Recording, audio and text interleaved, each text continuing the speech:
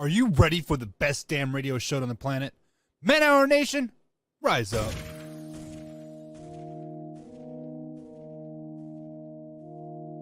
You know on the beat every time, no. I would like to personally welcome you to Man Hour After Dark. Say that while I bring you the host, Mike, Buck, and Cone. You know who's coming to the stage. Sports talk than what you about to hear right here. I second that. Go. You know that it's us when we talking about sports. Giving you facts on the field to the court. Tune in, we need the support. 1 hour too short, then listen some more. On all your stations, not dropping no music. Starts like Adidas, but Nike just do it. Down 4 in the 4th, we go for the win. Michael 2 seconds, we taking it in. Buck, Mike, and Combs, you know what's going on. Man, now we're After Dark, no LA, we the big spark. No 4th and inches, won't cut short. Got the best talking, it's all sports. Buzzing more than buzz beaters. We coming live all through your speakers, go.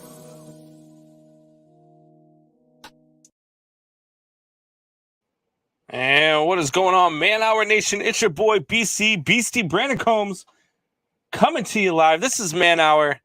I am your host for the evening. And joining me tonight is my co-host for the evening, none other than Wayne G. What's going on, Wayne? What's up? The show just got smarter and more handsome. That's debatable. What's not debatable is how bad the Baseball Hall of Fame is, but we're going to get into that. We're also going to get into some basketball talk. We've got some NFL stuff lined up. But you know what? I can't wait to get into this. I've been chomping at the bit to get into this, and now Rule the Jungle is really starting to get under my skin with his comments over here on the YouTube page. So Rule the Jungle, we're going to get into this here. Baseball Hall of Fame has come out and said, well, not come out and said, they came out and they voted, and Big Papi is in the Hall of Fame. Well deserved, right? Big Papi deserves to be in the Hall of Fame. He is a Hall of Famer. His postseason credentials are unthinkable. I mean, career .455 batting average in the World Series. I mean, he was an absolute beast in the postseason. One of the greatest DHs of all time, probably the greatest DH of all time. I know a lot of people will, throw a couple other names out there, but he's one of those guys who absolutely deserve to be in the Hall of Fame. I would have voted for him absolutely 110%. But Roger Clemens and Barry Bonds in their 10th year on the ballot. The fact that they were in their 10th year on the ballot is another story. But they don't get voted in again, and now they are off the ballot. Can they be voted in next year by this other committee that they have going? Possibly. But the baseball writers did not vote either one of these guys in. And a lot of the talk there, Wayne, is because of their steroid era, being a part of that era. And to me, you lose your credibility with that argument when you vote David Ortiz into the Hall of Fame. You lose your credibility in that argument when you've got guys like Mike Piazza in the Hall of Fame, who was named in the Mitchell Report. You lose that credibility when you've got guys in the Hall of Fame. You look at a guy like Ted Williams. So Boston fans love Ted Williams, right? But the guy was an asshole. Everybody knew that the guy was a jerk. Yeah, half the time he had run-ins with the media. You have Babe Ruth, who was an alcoholic, one of the greatest players of all time. He was an alcoholic who used to run around with women even while he was married. Then you've got Camp Anson, who's a known racist. I don't know if you knew this, Wayne, but prior to 1890, black players were actually able to play baseball prior to 1890. Cap Anson planned to organize a strike. Before that, he had another player, Stovey was the last name, who was planned on starting a game, and Cap Anson said, "I'm not playing in the game." And now all of a sudden, with all this strike and stuff, that's when they decided to put a ban on black ball players. And then you got Ty Cobb. Another known racist. Rumors that he used to go out into the Bronx and shoot blacks on his day off. A guy who was known for sharpening his cleats before games so he would slide into players, cleat first, and injure them. These are the guys that are voted into the Hall of Fame, but the Baseball Writers Association somehow drew a line in the sand for the steroid era. So I like explain it to me, Wayne. Like I don't understand. Am I nuts for thinking this way? No, I'd say obviously you covered a lot there. I think the first thing I would point out, obviously, is that even though it may truly seem like it, the guys that voted for Ty Cobb aren't still voting. It seems like they are, but they're not. Right. And so it's a totally different group of guys voting than those guys. Then, I mean, I know you were saying that you wanted to try to find somebody who thinks that Bonds shouldn't be in the Hall of Fame because, I think he should be. I think he's a first ballot Hall of Famer. I think Clemens is a first ballot Hall of Famer. And I agree with you 100% on the David Ortiz thing. Like, up until this point, it's been like, we are not letting steroid guys in. And then they let Ortiz in. And Ortiz only got 77% of the vote. So it isn't like he walked in there. But at the same time, he got 77% of the vote because he's a DH, because the Hall also doesn't like to vote for DHs. So it wasn't because of the steroids. And so the thing that blows my mind is that same 2003 report that had Ortiz's name on it had Bonds and Clemens' name and Pedro's name, who got 96% of the vote or whatever it was.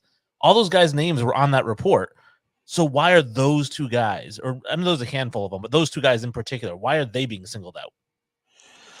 Yeah, I don't understand. Not only that, but then you look at the steroid era, right? And to me, and I've said this a bunch of times, everybody in the steroid era was juicing. If you believe Cal Ripken wasn't juicing, if you believe he wasn't using something to help him through the minor injuries and the aches and pains through all of those consecutive games while he was playing, you're out of your mind. And if you think that Barry Bonds, who just look at the stats. I mean, the stats are astounding. You can't find anybody's stats, and there is not one player that I can't argue with you on those stats. Not even Babe Ruth himself. I could put those numbers up next to him and be like, hey, look at this guy. Look at what this guy did.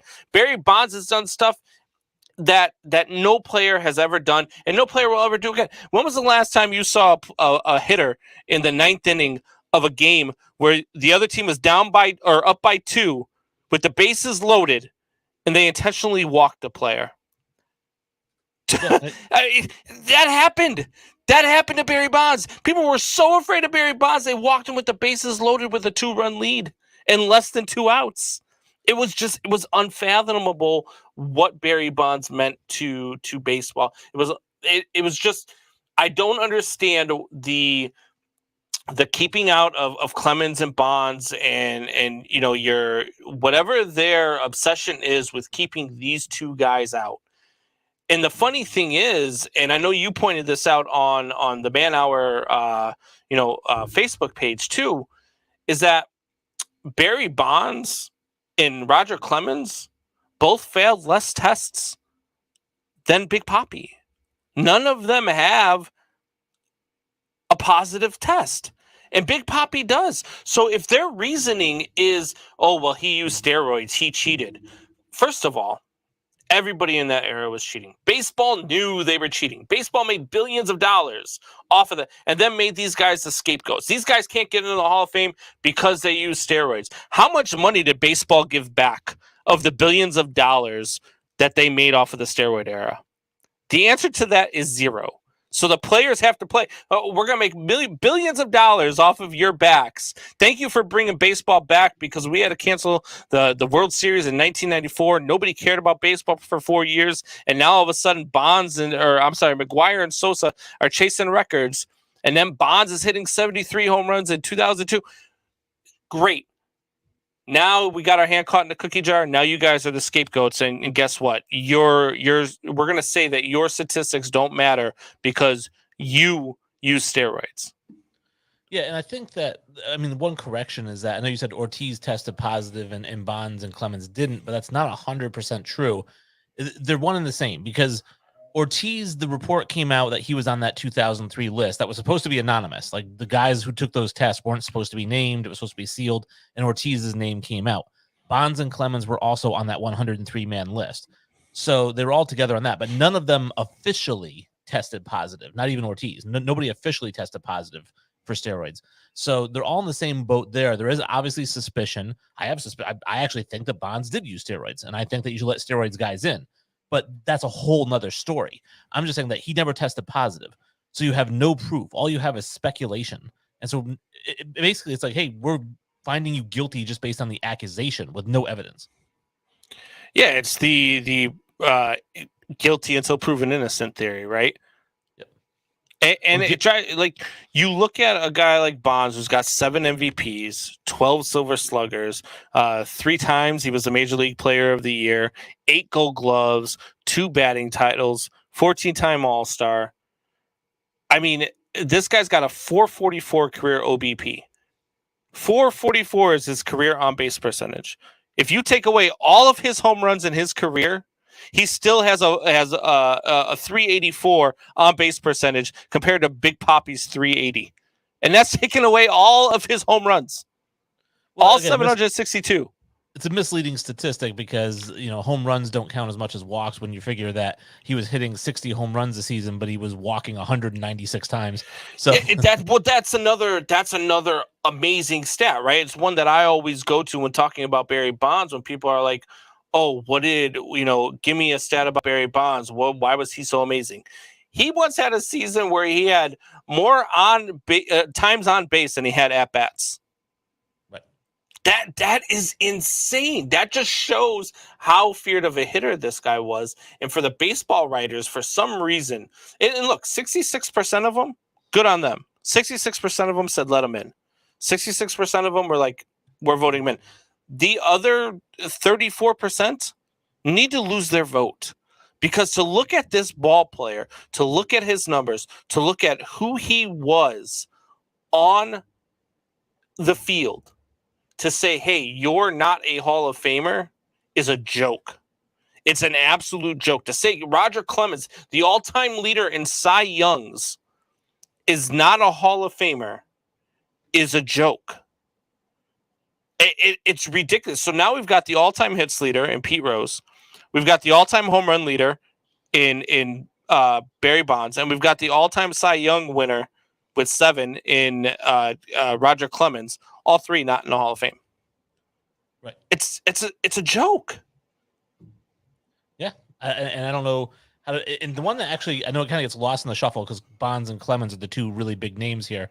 But how did Kurt Schilling go from 71% last year to 59% this year? He lost 12% of the vote, and nobody got more. It isn't like somebody came along and took some of those votes from him. Nobody did. So how did he lose 12%? And he's not accused of steroids.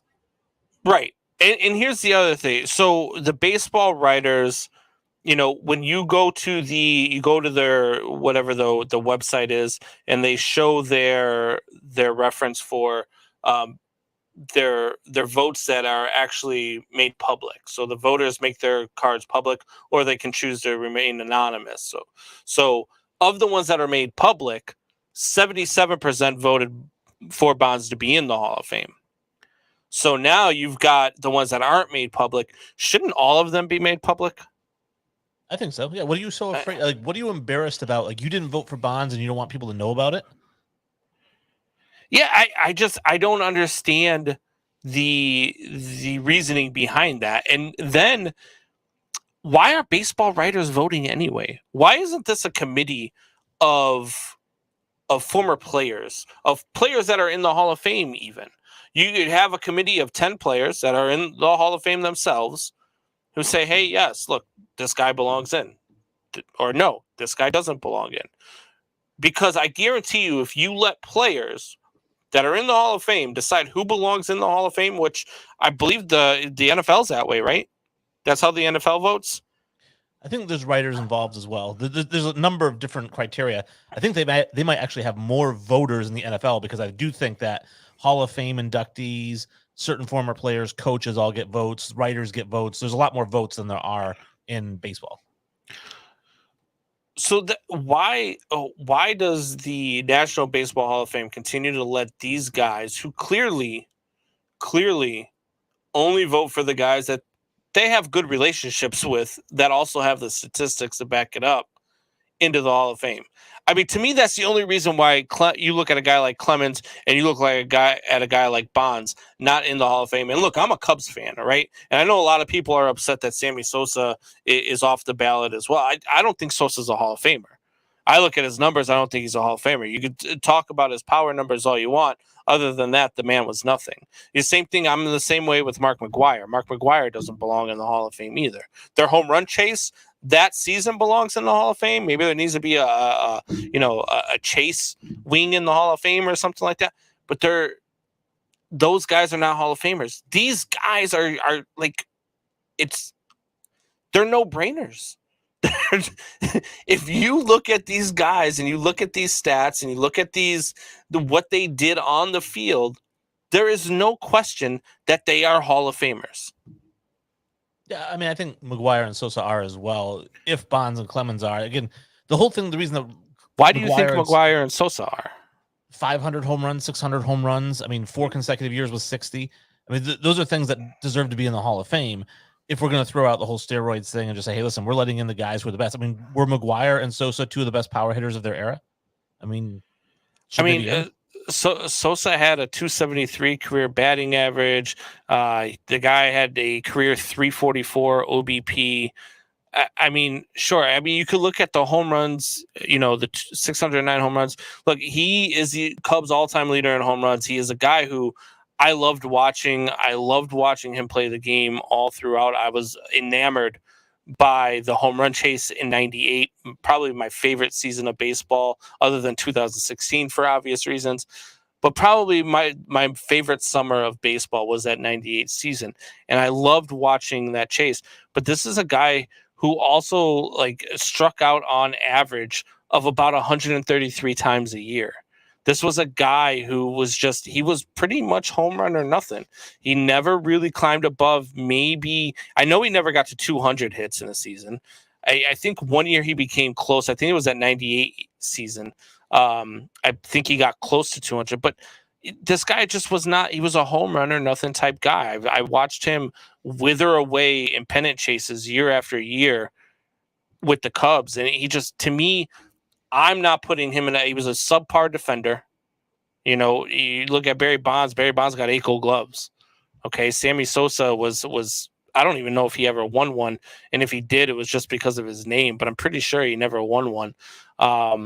He was an all-star maybe 7 times. He did win an MVP once, but to me, that's not Hall of Famer. Mark McGuire, to me, I mean, I don't know.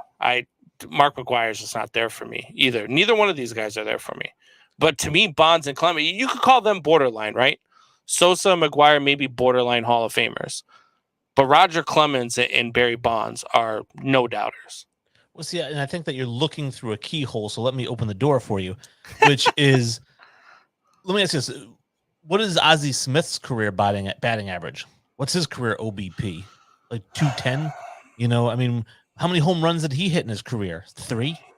I mean, how many stolen bases did he have in his career? 100, right? Why is Ozzie Smith in the Hall of Fame? One of the greatest defenders of all time, right? It's okay to get in the Hall of Fame if you were really good at one thing. And Sosa and McGuire were both really good at one thing.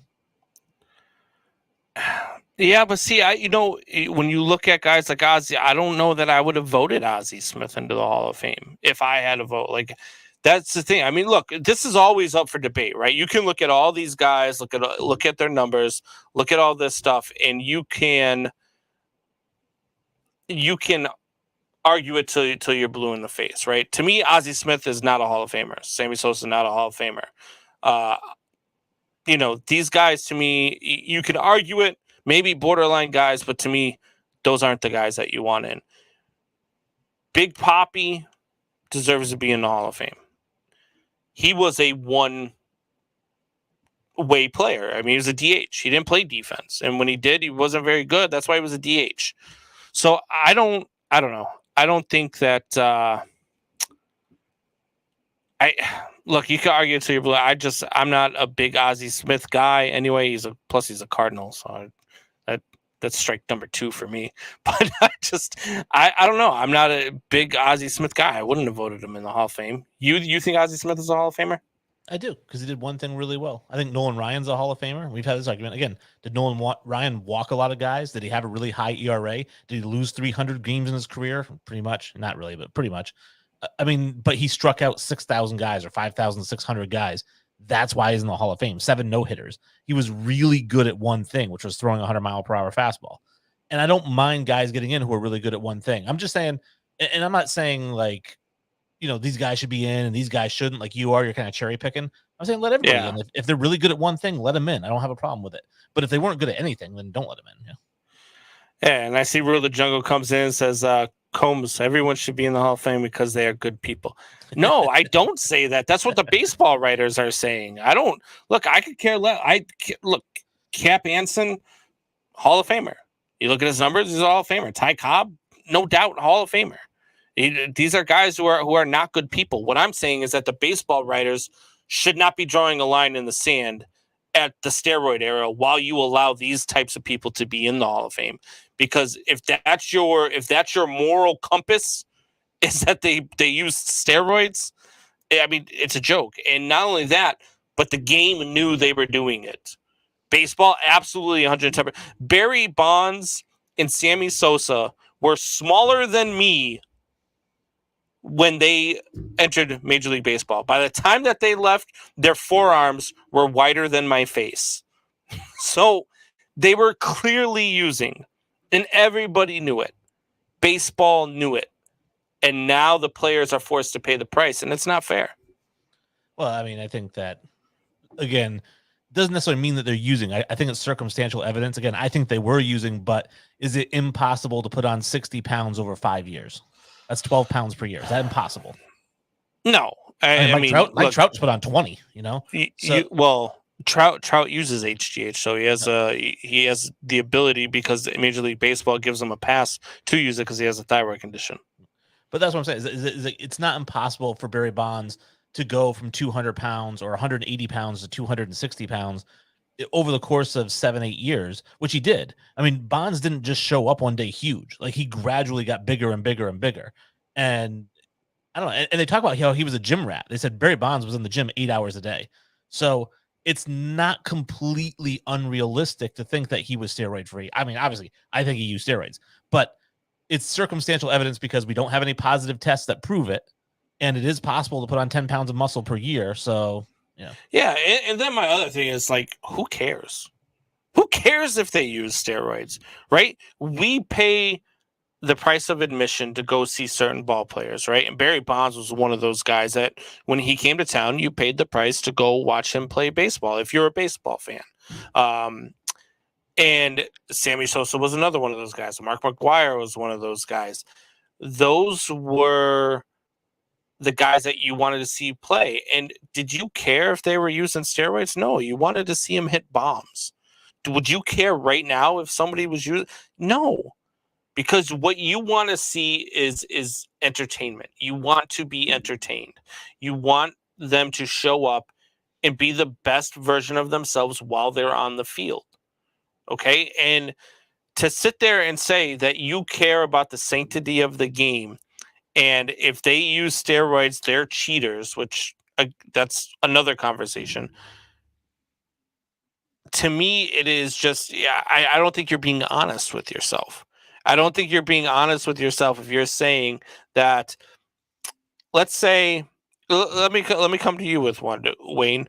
You, and we're going to talk about him later on, had it come out that Kobe Bryant was a steroid user during his career in the NBA, would you look any less on his career in the NBA? You would? I would. I'd be disappointed because I was just going to bring up Bo Jackson because we talk about how Bo Jackson was there's another one. Yeah. Incredible freak athlete. You know, I mean, again, runs a 4.1 40, you know, hits 600-foot home runs, like has a cannon for an arm in the outfield. Like, if it came out that he was on steroids, doesn't that kind of diminish it a little? It takes away some of the magic. I mean, I think it does, you know, and for me, it's not even that. Baseball needed to get steroids out of the game. And the reason being is that if you say, hey, listen, we're cool with steroids, I understand at the major league level, I get it. I totally get it. But here's what happens. If you want to make it to the majors now and they're cool with steroids, you got to start using when you're 11, you know, so you can make it to the majors. So I think by Major League Baseball cracking down and saying no steroids is kind of, you know, hey, I better not use steroids if I'm a high school senior because, you know, when I get drafted, they're going to test me and I could get suspended before I even play. Yeah, I don't know. Like, I don't look at it at them any different. I have Barry Bonds as my greatest of all time, and I wholeheartedly believe he used steroids. I still think he's one of the greatest players to ever step on the field. To me, he's 1A and Babe Ruth is 1B. And I know we've had this conversation before, and you have that flipped. But we've still got Barry Bonds as one of the greatest players to ever step on the field, and we both believe he used steroids. Well, I think we've accepted it. You know what I mean? I'm talking more about you're saying somebody who went their whole career without any suspicion and now it comes out. I think that would be very disappointing. But I think with us, we watched Barry Bonds and we just kind of accepted it. Like, yeah, whatever, he's juicing, but it's still cool. Yeah, I mean, I get it. A-Rod is another one that I want to touch on, and I know I didn't put this in the rundown, but A-Rod had 33% of the votes. Is A-Rod going to be one of those players that is like Barry Bonds, who starts out very low and kind of gets more votes as the years go? Or is A-Rod going to be the other way and just completely, 3 years from now, be off the ballot? Because A-Rod's another one of those guys who was just nobody likes him. I don't like A-Rod. I think he's a clown, but he deserves to be in the Hall of Fame. He does, and he won't get in there. He's going to be off the ballot just like Bonds because it's still the same people voting. I mean, I know one of your questions was like, how do we fix this? And it's too late for those guys. But I had talked about this years and years ago. I know I mentioned it to you, which was these guys who get into the Hall of Fame with 86% of the vote, right? Yeah. And I would say you only need 75, but they get in with 86%. I would say the 14% who didn't vote for them that first time on the ballot lose their vote for the rest of their lives. It has to go to somebody else. And you get a guy like Nolan Ryan who got 97% of the vote. The 3% who didn't vote for him the first time on the ballot, they lose their votes for the rest of their lives. And what you're going to end up with is eventually you're going to get a smarter group of voters who's like, dude, the guy's either in or he's not. You're not going to get all these people who are like, well, first, third ballot. He's more of a fourth ballot guy. I mean, so we need to get rid of all of that. That's the first problem. And I think you do that, you're going to correct a lot of these issues. And that's the thing too. And I've seen Rule the Jungle put that in there before. Did his stats get better over the last 10 years? No, but his stats were Hall of Fame worthy before. And that's my thing. Like, if you're not a first ballot Hall of Famer, why are you a second ballot Hall of Famer? Or why are you a third ballot Hall of Famer? You're either a Hall of Famer or you're not. And we need to have a system in place. The National Baseball Hall of Fame Museum needs to get with it, because let's get this straight. This is not an MLB thing. The MLB has nothing to do with the National Baseball Hall of Fame. It's a museum. It's run by a completely different organization. And the Baseball Writers Association are a big part of that organization. And so their votes are what get people. The National Baseball Hall of Fame Museum needs to fix their voting. They need to fix how they do it. And me personally, I think you do. I think you have to have a players committee that votes for these guys, and maybe sure you let the baseball, but maybe it needs to be a smaller percentage of baseball writers. Maybe you have to have, 20 years as a baseball writer before you get a vote.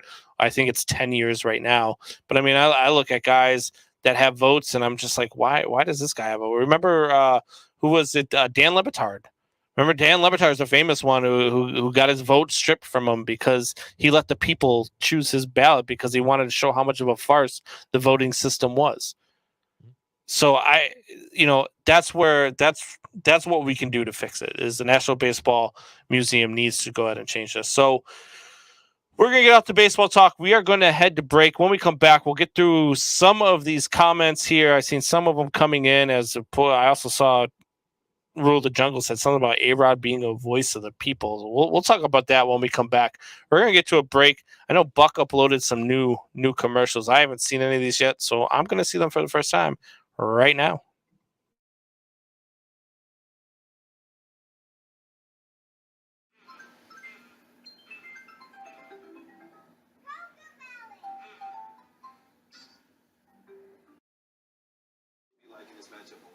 I give a slight edge, Mike, to Marquette because they're playing on their home court.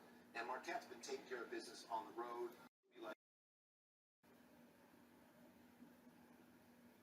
Are you ready for the best damn radio show on the planet? Man Hour Nation, rise up.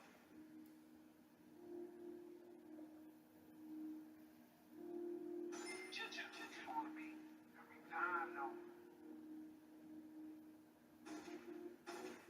I would like to personally welcome you to Man Hour After Dark. Say that why I bring you the host, Mike, Buck, and Cole. They don't want to talk to us about the air right here. I second that. So, You know that it's us when we talk about sports. Giving you facts on the field to the court.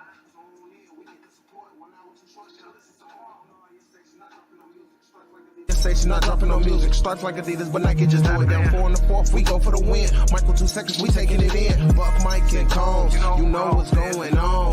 Man, now we're out the dark, no LA, we the big spark. No 4th and inches won't cut short. Got the best talking, it's all sports. Buzzing more than buzz beaters. We coming live, all 3 speakers go.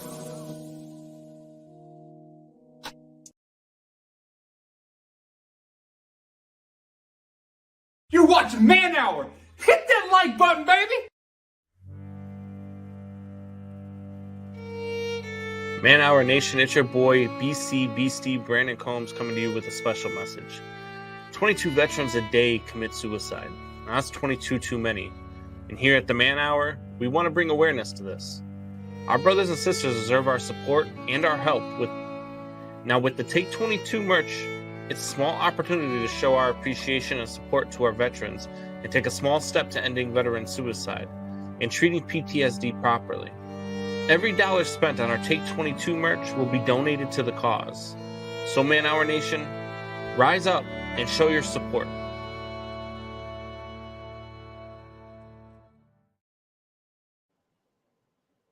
I don't even know what just happened. That was an uneven little roller coaster. It was all hyped up, and then all of a sudden the Take 22 ad, and I'm like, what in the hell just happened? First of all, 2 things I noticed in that commercial. 1, Buck, hit me up. I know a guy who's got some vent covers that we could put in your house for you. I can get that taken care of for you relatively quickly. 2, Buck's a damn fool. I mean, look, good on him. He puts a lot of effort in behind the scenes, especially with these commercials. He's always got these crazy ideas for different ways we can promote. He works his ass off, so he deserves all the credit in the world. But that one got me. But then, yeah, we're all hyped up, and then all of a sudden the Take 22 thing comes in, and I'm like, that was uneven, as Rule the Jungle says, confused by this. Me too, Rule. Me too. Let's get into some of these comments here. I want to go back. I know we had a lot of comments here. Javier in the chat. What's going on, Javier? I see Drew in the chat. Rule the Jungle's out there. I even see Buck in the chat. Got a lot of things going on. I even see my boy Hoffy was in the chat. But Javier says, Bonds mad money for baseball, and they knew it. You know, that it's one of those things that's something that is always going to be my sticking point for this, is that baseball knew it was going on. So why do the players pay the price? And I just don't get it. They got thrown under the bus. So it's how it is, and we can go on about it for days. I could do a 2-hour show just on this, but I know some people out there don't want to see it. Like Rule the Jungle says, blah blah blah. Talk about Grayson Allen getting kicked out of the game for a hard foul, soft NBA. We're gonna talk about that. I don't know what you think by that one being soft, but we'll talk about it for sure. Drew comes to our defense and says, just because you aren't an MLB fan doesn't mean others aren't. This is a sports talk show. Baseball's a sport. We talk baseball too. I talk baseball. Buck usually doesn't, at least not intelligently. And then Rule the Jungle says, A-Rod is going to gain votes because he's a voice of the people. Now, I don't know what people you know, Rule, but if A-Rod is their voice, you need to find new people. Because, look, A-Rod is, for one, he's just a terrible person. He's just one of those guys that every time you see him, you want to punch in the throat. And not only that, but he is a terrible, terrible analyst. And everybody wanted him off of Sunday Night Baseball. And what did ESPN do? All right, yeah, we're going to take him off Sunday night. We're actually going to give him the baseball version of the Manning cast now, though. So you can tune into ESPN2 to watch A-Rod talk about nothing and watch the game at the same time. It's I don't know. Are you an A-Rod guy? I love you A-Rod. like A-Rod? Really? Yeah, I think he's great. What? I mean, not as an announcer, but as a player, he was great. And He was great as a player. Yeah, on the field, he's great. I think that he suffers a little bit from a LeBron syndrome in that I think he cared too much about what people thought. And I think it got to him a little bit, which is too bad because there's certain things like I think him hitting the ball out of the glove, is a Bush League play, but I still made me laugh. I think him yelling, "I got it" when he goes around the base is kind of funny. That's the kind of stuff that I think is hilarious. So that's the stuff that I think is just stupid. I mean, stupid but funny. I don't think, like Step Brothers. Yeah. Oh God, I love that movie. But yeah, I don't think he's a bad person though. I really don't. I didn't hear any reports about A-Rod being Bonds-like in terms of being a dick to everybody. I mean, everything I've heard or read about A-Rod is that actually he's a really likable guy. He just does really stupid things, but he's actually a pretty nice guy. And then Rule says baseball strike is over. It is. Oh, he's asking, is the baseball strike over? It is not. It's a lockout and not a strike. There's a little bit of a difference there. The players did not go on strike. MLB owners locked them out because they couldn't come to an agreement with the collective bargaining agreement. There has been some progression there, and I know they've met a couple times over the last week, which is huge progression considering they haven't met since the beginning of December. And some of the things, there's been concessions made on both sides, but I think they're still a little bit of ways off on the money. If you want to know about the baseball strike, though, you can also join me tomorrow. I am going to have R.C. Orland, former pitcher for the Cleveland Indians, on with me to talk some baseball strike stuff and some other things as well. So you guys could join in on that, and we'll get you up to date on what's going on with the baseball strike. But I want to move on here. I know, we've got a lot of things going on. One of the things from this past weekend, this is my first show since last Thursday when we made our picks, which, by the way, you went 3-1. Good on you. I went 2-2. I was pleasantly happy with one of my picks that lost because I did pick the Packers to win. So, I was happy that they lost. But was this the best weekend of football you've ever witnessed? So for me personally, because I thought long and hard about this, and I said, for me, because it's going to vary from person to person, it is not. And that's because the best weekend of football I've ever witnessed was Malcolm Butler getting an interception on the 2-yard line. It still makes me incredibly happy. That was just happy. One day, though. And it made it the greatest weekend ever because every time I see that, it makes me smile. Worst play call in Super Bowl history. Well, one of the worst play calls in Super Bowl history. The other one was by the Falcons to not run the ball when they had a 28-3 lead. But anyway, to me, this was one of the greatest weekends of football. I mean, look, you had 4 games. 3 of the 4 games were decided by field goals with 4 seconds to go in a game, which is mind-boggling that all 3 of them had the same, and all 3 of them were the road teams that won on those field goals as well, by the way.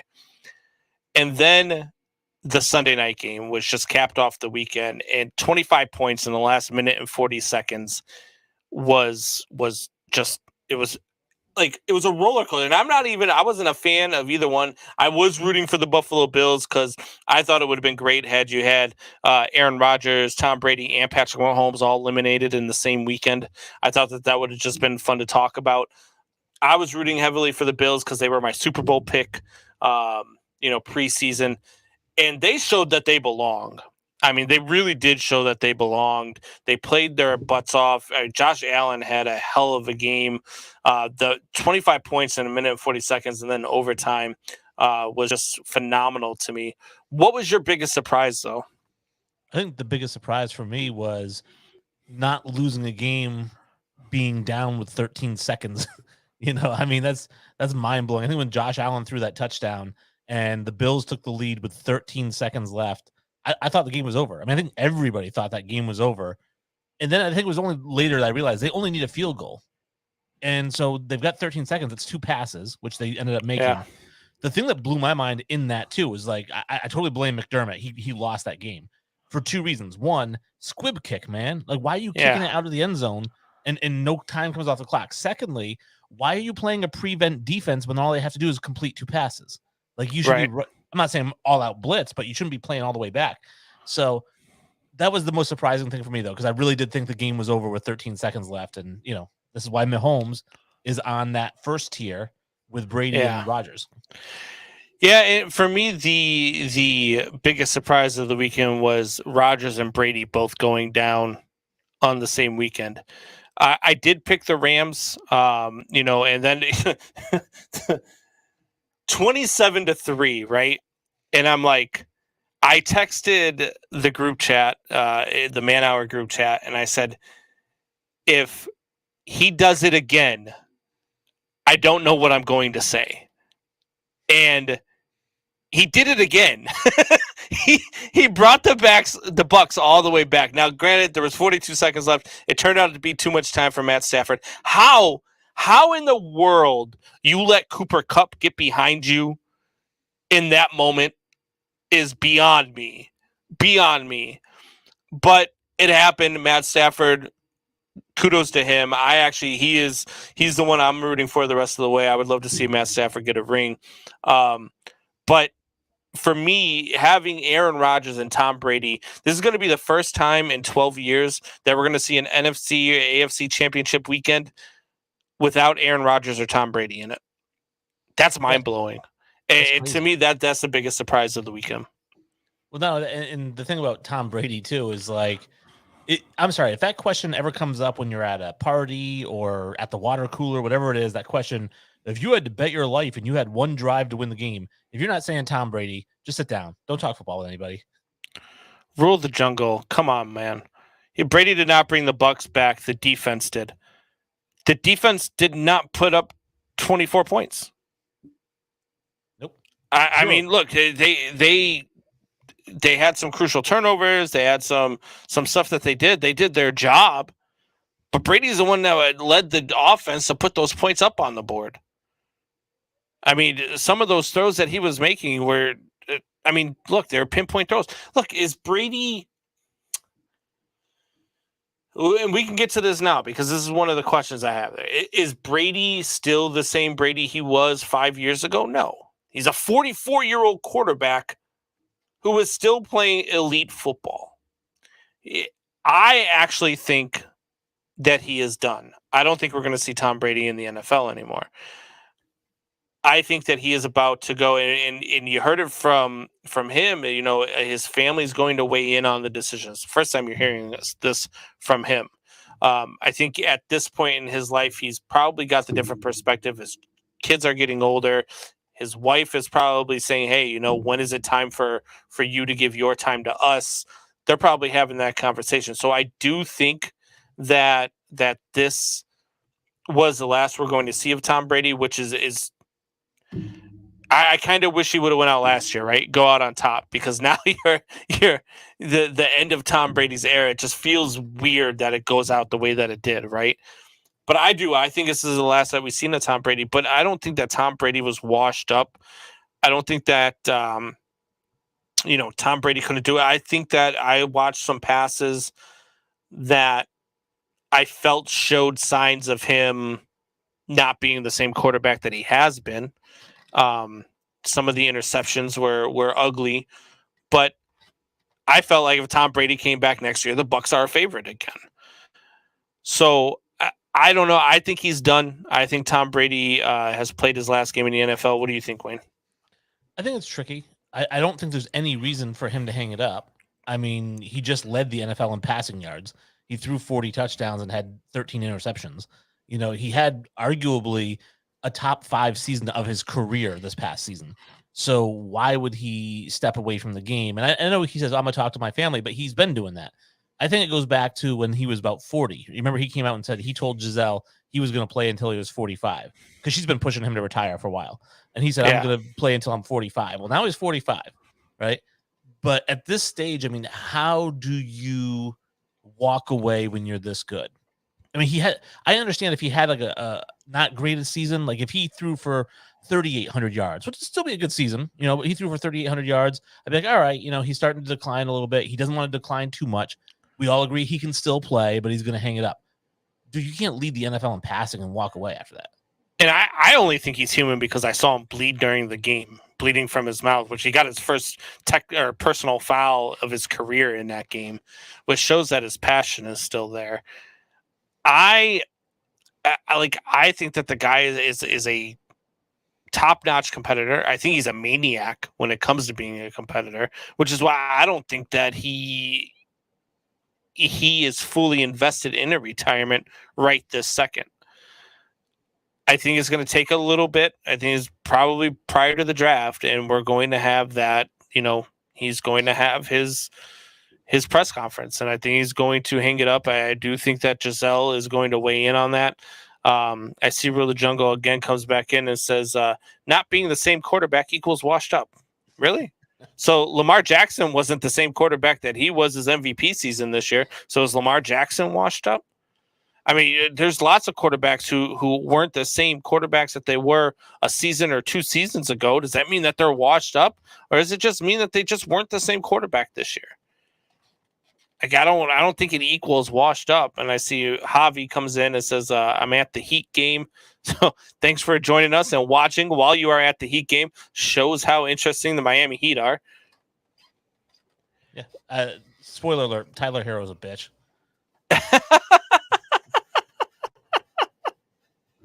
Oh, God. So we talked about Tom Brady. What about Aaron Rodgers? I don't think he's done either. I mean, he's obviously done as a Packer, but I don't think he's like retiring. I would see him probably in Denver. I know there's been some talk about that as being a potential landing spot. I think the Saints are a good potential landing spot there for him because he's got some weapons. But I still, long shot, but I still think maybe the 49ers. I know I don't think so because you'd have Trey Lance like on your heels, and I don't think he wants that. I think he wants to go somewhere where he's the man and there's no rookie coming up the ladder. And Trey Lance could be the starter next year.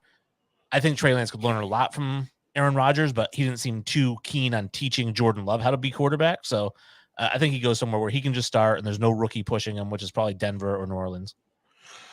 Well, I actually spent all of last offseason relishing in the fact that Aaron Rodgers was not going to be a Green Bay Packer again. And then he broke my heart and became a Green Bay Packer again.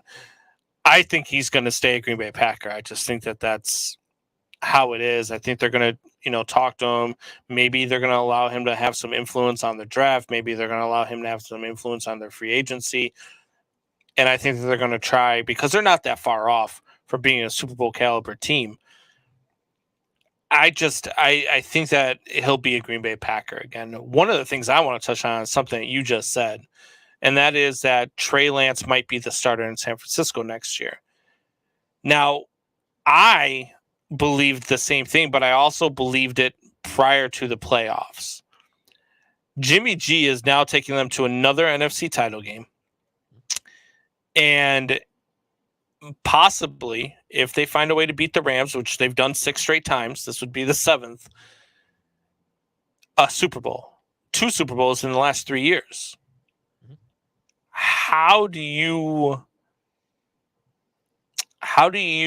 as a San Francisco 49ers front office, say, Jimmy G, we're going to move away from you at this point? If he goes to a Super Bowl, and even if he doesn't, this is 2 NFC title games in the last 2 years, one of which he would have won. How do you step away from Jimmy G? How do you tell Jimmy G, hey, look, you're not the guy, we're moving away from you, and we're going to Trey Lance, and think you're going to be better than what you are with Jimmy G? Well, I think, you and I have both seen Mr. Baseball. We love it, right? Yeah. And that scene where Jack Elliott's in the office, and they're like, the words come down, Jack. This Davis kid's a real thing. So I think that's how you do it. You say, listen, I honestly think that maybe even so I'd said that if Jimmy G wins the Super Bowl, guaranteed to be traded, guaranteed. They won't keep him around because his trade value would never be higher. That's when you move the guy. If he makes it to the Super Bowl and they lose, then I think you keep him around and you let him compete for the starting job, but I don't think he wins it. That's interesting to me. Like, I don't disagree with you because I believed that Jimmy G was done. And Rule the Jungle comes in and says Jimmy G hasn't thrown a touchdown pass all postseason. So I mean, there's another thing. I don't know if that's true, but I'd have to look it up. It might be true because they didn't play very well against Green Bay and still found a way to win that game. I don't think Kyle Shanahan likes Jimmy G and Kyle Shanahan's system. I think that imagine if Kyle Shanahan was a coach of the Green Bay Packers, right?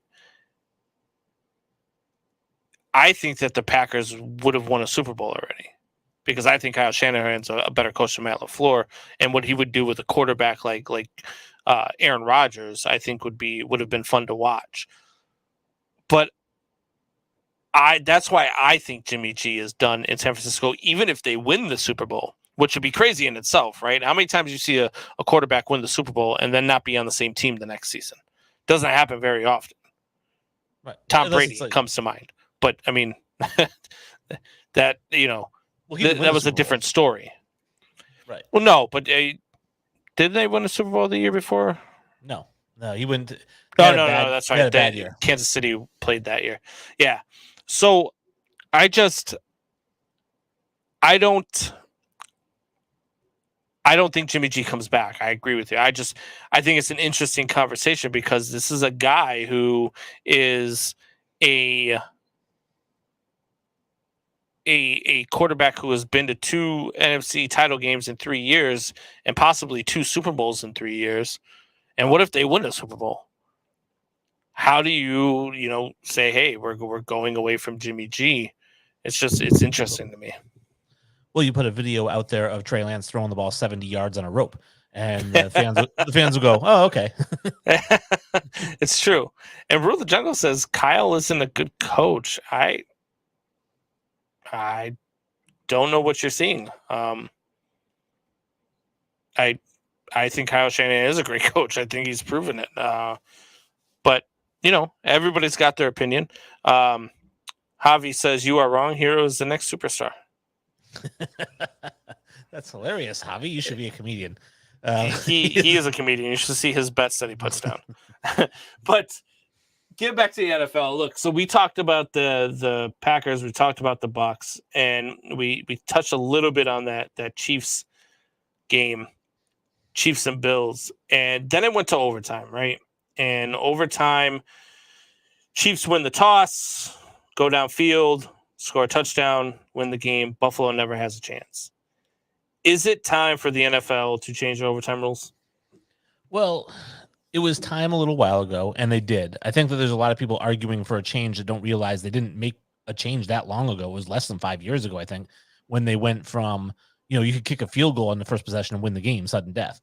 And then they said, all right, listen, that's not fair. So, especially with kickers who can kick 60-yard field goals, you get the ball to the midfield, you can kick the game winner. So I think that they said, listen, we want something a little more competitive. So they did. If you score a touchdown first, it still kind of has a sudden death element to it, but it's not as easy as a field goal. So I personally would love to see an equal possession type of overtime on both fronts, where it's like, basically, if you score a touchdown, you kick it to the other team. If they score a touchdown, then it goes back to 2 more possessions. So again, if it doesn't go to sudden death right now, I think if you kick a field goal, they kick a field goal, it's ultimate sudden death. I wouldn't do that. I'd say, listen, you score a touchdown, they score a touchdown, you get the ball back and score a touchdown. You still have to give it back to them again. And the first person to screw it up is the one that loses. Yeah, look, there are a couple different things, and I've said this for a long time, even with the other rule change when they made it to, if you score a touchdown, it's over, but if you kick a field goal, the other team gets a chance. I thought that was stupid in itself too. I think that in the NFL, you need to do one of 2 things. The one that I think is the most logical, and probably the one that will still allow for games to end, within a decent amount of time, considering player safety and all that, is to give each team 1 possession. And at the end of that, if it's tied, then you go to sudden death. Well, that's not fair to the team who goes second. Why? Because they could still lose in sudden death. All you're really doing, but you've already had your chance. Like, you've already had. I mean, you can't just. Right, but they both score touchdowns. So how is that fair? They both scored touchdowns. because you're still in the overtime and you still had a chance to touch the ball. Like your defense should have stopped them from scoring the touchdown. Yeah, but the other team had a chance to touch it twice, and you only got a chance to touch it once. How's that any different than 1-0? What are you going to keep doing? So then the other one, then you probably would like my other idea better, which is just a 10-minute overtime, which you play until there's zero time on the clock. And then at that point, if it's still tied in a playoff scenario, maybe you go to a second 10-minute, over. I don't know what that one looks like, but the 10-minute overtime to me seems to be one of the better ones. I still think that it's going to go to one full possession for each team, and then if it's tied after that, sudden death. I think that's the step that they're going to make next. They're not going to go to a full 10-minute, because if you did that in the regular season, I mean, you're talking about player safety. You're talking about what if you have going to overtime, you play 9 minutes of that overtime, and then you got to play on Thursday night, like that part of the thing. Not that the NFL really cares about player safety. The regular season games can end in a tie, so it's different than the playoffs. And my whole thing is the only right way to do it is, like I said, equal possessions for both teams until somebody messes up, either gives it up on downs, has to punt, gets a field goal instead of a touchdown. That's the only fair way to do it, is just equal possessions for both teams, unlimited, time is infinity. Because somebody's going to mess up. So college rules, basically. Do you give them the ball at the 25? Nope, just kickoffs. Okay, so kickoffs, and then take your possession, and whatever you do with it, then the other team gets a possession. Yep. Well, no, unless you don't. Yeah, they get a possession no matter what. But obviously, they just have to beat whatever you did or match whatever you did to go to the second overtime. And it's funny, I saw a meme that suggested that, and it said if you went to the final score of that Chiefs-Bills game would have been 152 to 146. And it would have been the greatest game you've ever seen. I don't mind that. I like that. I'm good with that as well. I do think it's time for a change, though. I mean, you can't just, God, how could you have not felt bad watching Josh Allen on the sidelines watch Kansas City march it downfield and into the end zone?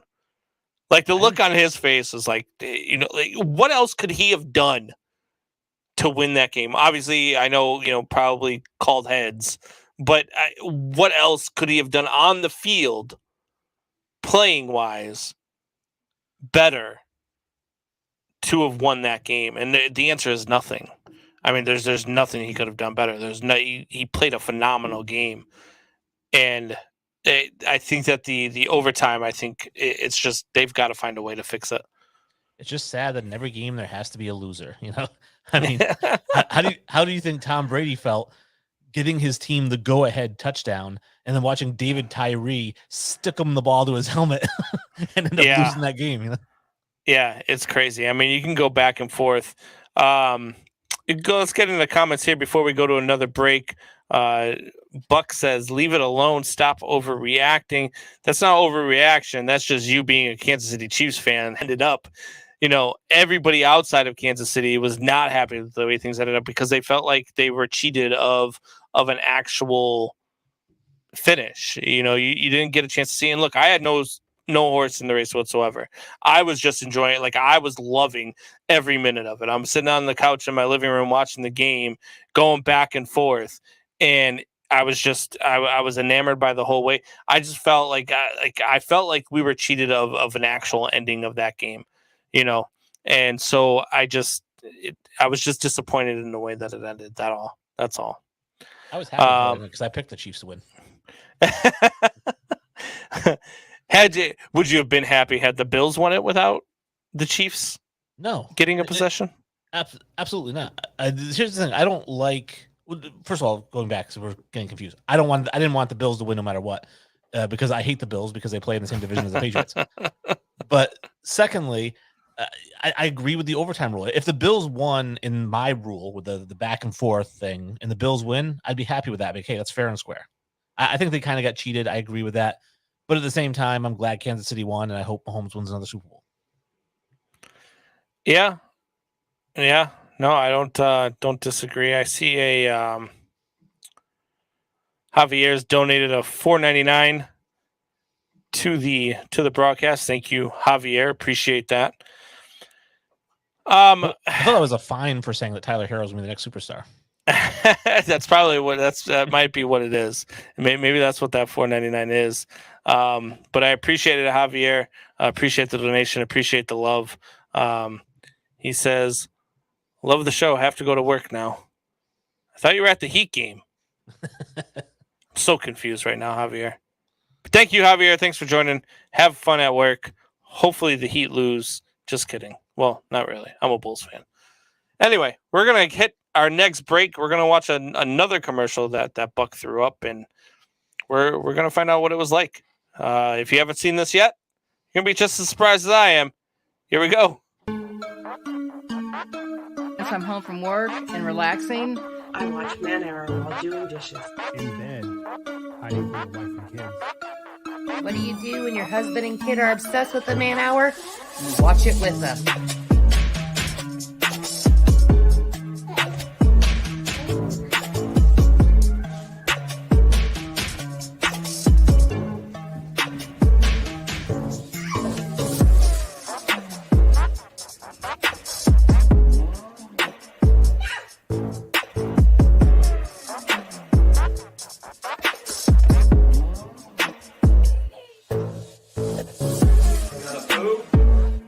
Watch the Man Hour. Check it out.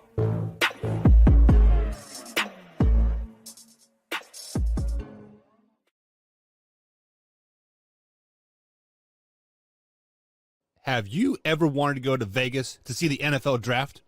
Well, now you can.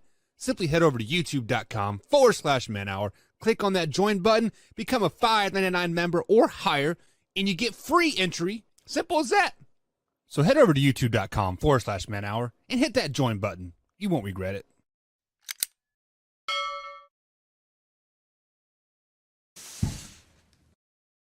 You're watching Man Hour. Hit that like button, baby. Man Hour Nation, it's your boy BC Beastie Brandon Combs coming to you with a special message. 22 veterans a day commit suicide. Now, that's 22 too many. And here at the Man Hour, we want to bring awareness to this. Our brothers and sisters deserve our support and our help with the Take 22 merch. It's a small opportunity to show our appreciation and support to our veterans and take a small step to ending veteran suicide and treating PTSD properly. Every dollar spent on our Take 22 merch will be donated to the cause. So Man Hour Nation, rise up and show your support.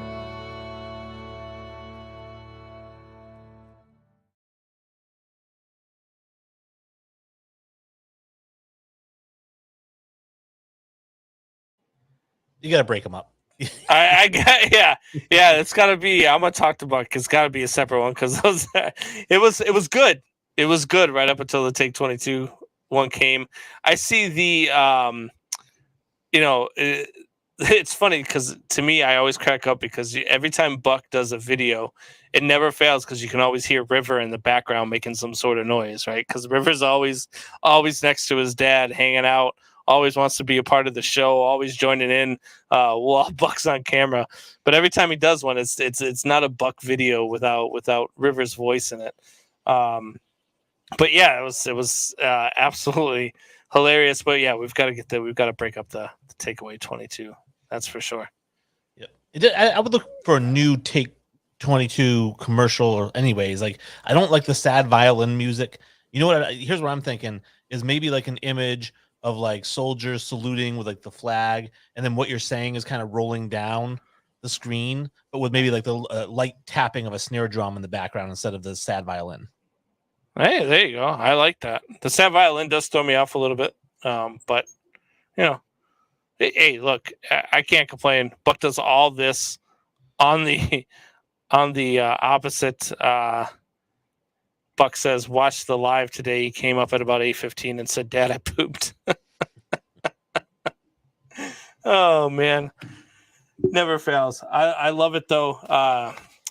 We'll work on it. We'll talk about some different options. I know Buck's always looking for creative ideas, so we'll definitely work on it. I was cracking up. But anyway, let's move on. We've got some more stuff to get into here. I know Rule had said, hey, talk about the Grayson Allen thing. So let's talk about the Grayson Allen thing. So Grayson Allen was only suspended 1 game for his flagrant 2 on Alex Caruso. Were you okay with the punishment? No, I thought it was too severe because I agree with you, Rule. Soft NBA. Initially when I had read the story and it said like he had the flagrant foul and Caruso broke his wrist, I thought, I've always felt like if you injure a guy being with a cheap shot, you should have to be out as many games as he is. I think that's only fair. So, however, when I went back and I watched the replay, it wasn't even really that hard of a foul. I mean, I know it looked bad in fast motion. Listen, you got to watch it in slow motion. He goes up, he slaps it. He's going for the ball. He slaps his arm. And as he goes by, he reaches his other arm and he hits the other arm. So he didn't hit the ball at all, but he was going for the ball on both instances. And it happened to flip Caruso upside down. So I didn't think it should have been a flagrant 2. It should probably not even a flagrant 1, maybe just a hard foul. It's a foul. First of all, okay. If you think that was just a hard foul and that wasn't Grayson Allen being Grayson Allen, then you were watching something totally different than I did. When I saw him go up, the first one, you know what? You're right. It was a hard foul. It was a hard foul, and I would have been all right with it. But what caused Caruso to go off balance, what caused Caruso to land the way that he did, was the second arm coming off and Grayson Allen pushing him the other way. That's what it was. Grayson Allen wasn't going after the ball the second time. He was going after the arm of Caruso. And then the way Caruso lands, bounces off the floor, by the way, because he can't brace his fall, is the exact definition of him being Grayson Allen. And that's why he needed the flagrant 2. And that's why he actually deserved a 3 to 5 game suspension for what he did. A 1 game. So this isn't about soft NBA. He's a dirty player. Grayson Allen has been a dirty player since he was in college. Grayson Allen is just that guy. And Grayson Allen is never going to stop being that guy because when he does stupid stuff like this, he gets this little slap on the wrist. See, and I agree with you on the second or the part of it about Grayson Allen and his personality and what he is. 100% agree. Just like if you're a pitcher who's a headhunter, right? I mean, that's what you are. I mean, let's just face it. That's what you are. However, does that mean that you can't accidentally throw it up and in? Like you weren't trying to, it just got away from you. Even though you do it on purpose a lot, that one got away from you. And I think that obviously that guy won't get the benefit of the doubt. Grayson Allen's not going to get the benefit of the doubt here. But I'm telling you, from over 30 years of playing the game of basketball, almost 40 years of playing the game of basketball, I can tell you this. I watched that play in slow motion and I was looking for the intentionalness of it, and it looked like a basketball play to me. I completely disagree. And to me, the icing on the cake is Milwaukee standing behind their guys saying we support Grayson Allen. And I don't know how you look at that because you are the first person that I've listened to who has looked at that play and said that it was actually a basketball play and that it wasn't a dirty play and that he needs to shouldn't have been suspended for more games. You're the first person I've heard say that. Yeah, well, because I actually am logical and I have a head. So that's why you're getting intelligence. I listen to logical people too. I mean, I listen to some very good basketball minds when I listen to sports radio, and all of them think the same way. Like I don't understand. There are players. Even you could watch the reaction of his teammates after that play happened, and they saw it happen. They kind of just like put their head down, like, "Oh, here we go again with Grayson." Like it was a hard foul, and hard fouls have hard results, and they look bad because it's hard. But I'm telling you right now, I watched that play as slow as it could be because I really wanted to see where the malicious intent was, and what I saw was a guy who slapped the arms of the guy with each side of his hand, slap the arms. He didn't go around his neck. He didn't go to the body. He didn't hit him with his body. He didn't pull him down from behind by his jersey. This was a play where he was going for the ball.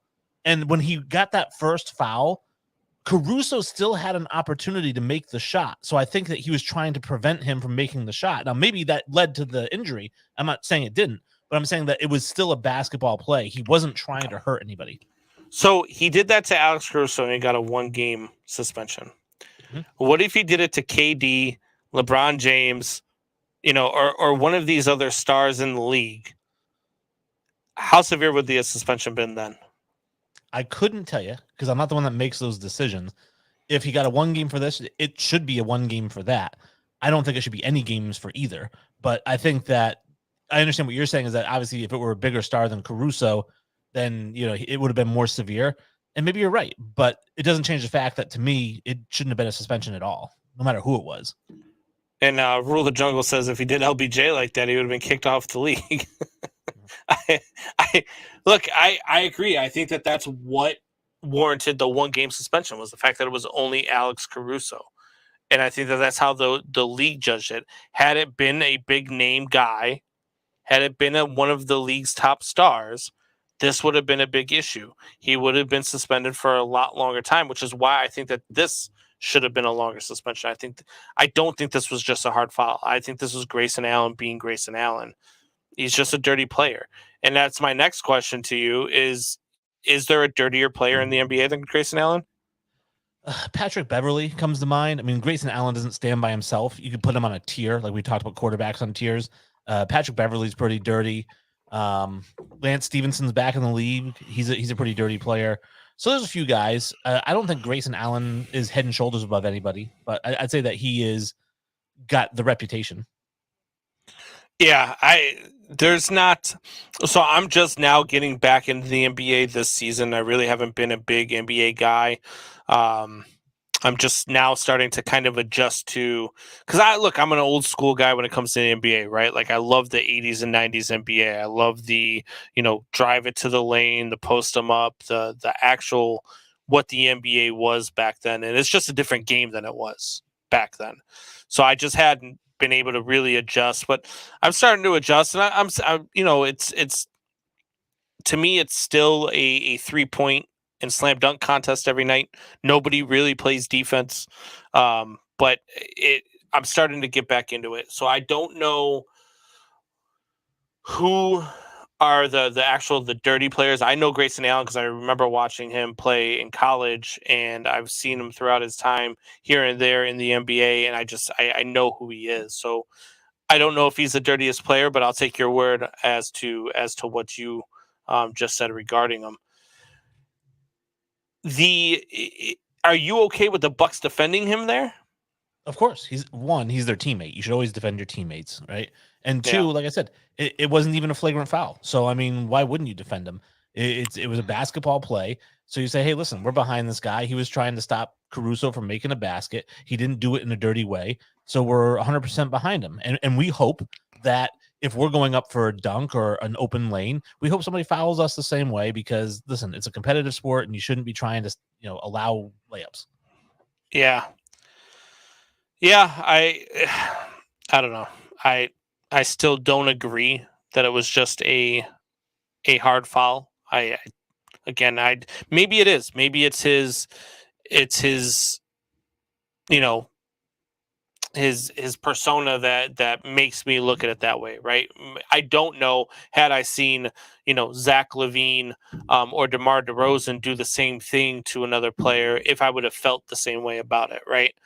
I can't tell you that. I don't know. But when I look at this play, and I've looked at it over and over again, I don't see it as just a hard foul. I see it as a dirty play, which caused the guy to break his wrist. Well, and then let me put that on the opposite end of the spectrum then for you. You had said, what if this was LeBron James or what if it was Kevin Durant? Let me ask you this. If Caruso bounces right back up, is it a flagrant 2? No. Okay. And by rule, it's not a flagrant 2, right?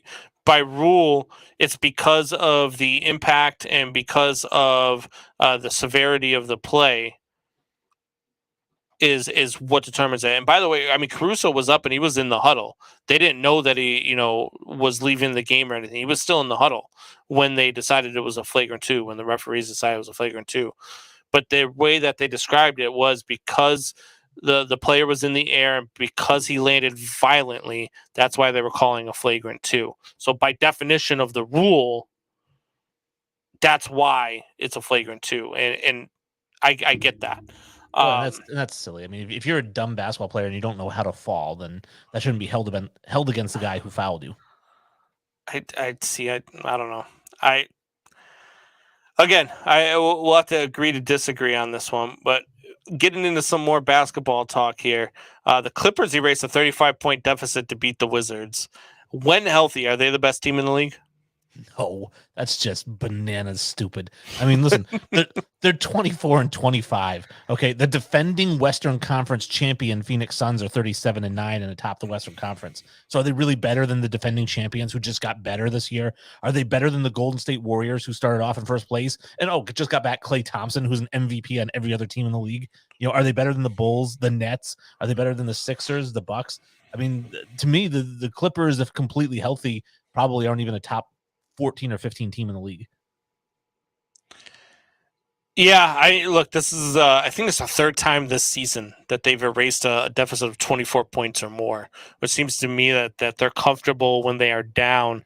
But I mean, look, the Wizards aren't world beaters. I mean, it's not like you went out there and you did this to the Brooklyn Nets or you did this to the Chicago Bulls or you did this to, even a team like the Philadelphia 76ers. You did it to the Washington Wizards. And I don't think they've been relevant since Michael Jordan hung it up. So to me, this was a non-issue. I don't think that they're the best team in the league when they're healthy. There's a lot of other teams that are ahead of them. There's probably about 10 to 15 other teams that are ahead of them when they're fully healthy. So I don't agree with it either. I just kind of threw it out there to see what you would think. So LeBron and AD beat Brooklyn. And after the game, Brooklyn's guard Harden, James Harden. Sorry, I couldn't think of his first name at first. James Harden it was said that it was rumored that he was unhappy and he was frustrated with the team. And afterwards, he kind of defined that. And in his press conference, he said, "Look, am I frustrated that we're not healthy? Yes. Am I frustrated that we're losing? Yes. Am I frustrated that we are a better team than what our record shows? Yes. But it doesn't mean that I'm frustrated with the team. It's just noise." This is coming right before the trade deadline, right? I think we got 2 weeks before the trade deadline. Do the Brooklyn Nets trade James Harden prior to the deadline? No, because who do you get back? There's nobody in the NBA that's good enough that you can get back, and no team's going to give up 5 unprotected firsts. I mean, James Harden's a top 5 player in the league. There's no way you trade him. And yeah, he should. What if he wants out? I mean, I guess obviously he's not saying that right now, and it's okay to be frustrated if you're underachieving. But yeah, I'd say if you don't want to be here, I have no problem moving a guy. But I don't think he doesn't want to. I think he wants to be there. Who doesn't want to play with KD? I wouldn't want to play with Kyrie. Trade that guy. But who doesn't want to play with KD? Harden and KD is a good 1-2.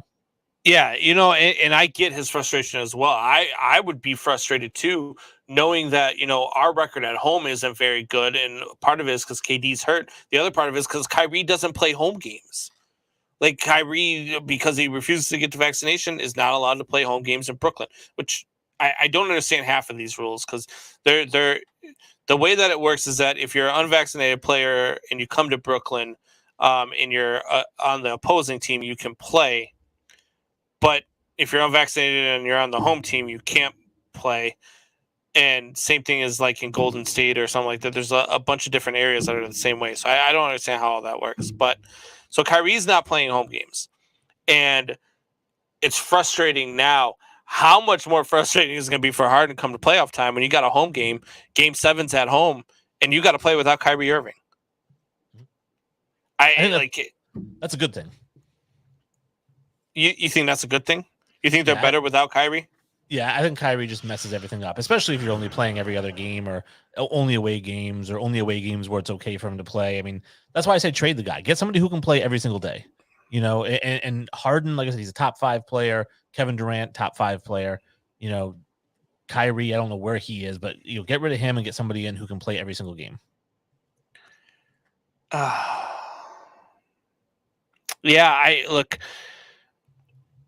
always, when it comes to basketball, I usually defer to your acumen because you are a much smarter basketball guy than I am. You follow the game much closer than I do. But on this one, I think I disagree. I think that Kyrie is a special player. Now, granted, he's a clown, and he is selfish and he doesn't care about his team, but he's still, when he's on the court, usually he's one of the 3 best players on the court.